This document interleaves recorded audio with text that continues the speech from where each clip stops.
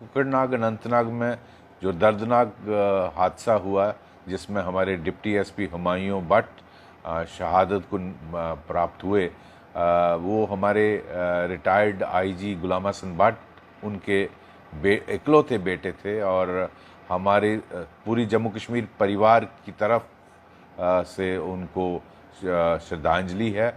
और आज हम सारा जम्मू कश्मीर का परिवार, जम्मू कश्मीर पुलिस का परिवार गुलाम हसन भट्ट और उनके परिवार के साथ खड़े हैं।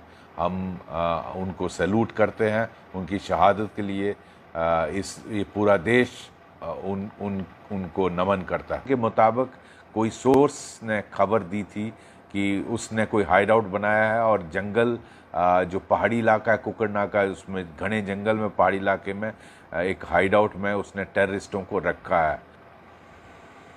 क्या आपको मालूम है कि आज कितना बड़ा हादसा कुकरनाग अनंतनाग में हुआ और हमने 3 बहादुर ऑफिसर्स को खोया, जिसमें आर्मी के कर्नल मनप्रीत, आर्मी के एक मेजर और JNK पुलिस के एक डिप्टी एसपी को हमने खोया।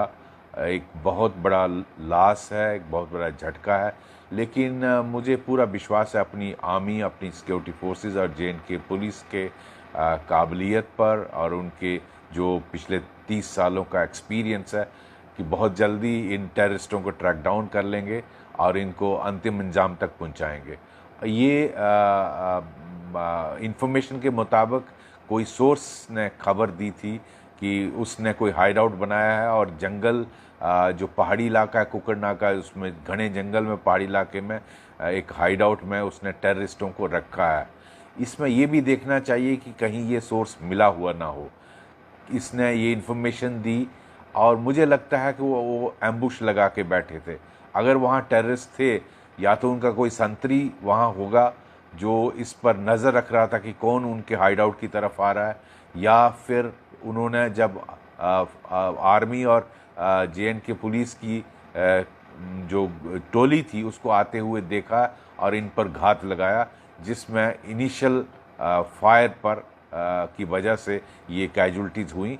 इसमें मोरल हमारा सेटबैक, इनिशियल सेटबैक ज़रूर है, लेकिन मोरल डाउन नहीं हुआ है। और मैं जानता हूँ कि बहुत जल्दी आर्मी, पैरामिलिट्री और JNK पुलिस मिलकर इन टेररिस्टों को ट्रैक डाउन कर लेगी और हम इनको अंतिम इंजाम तक पहुँचाएंगे।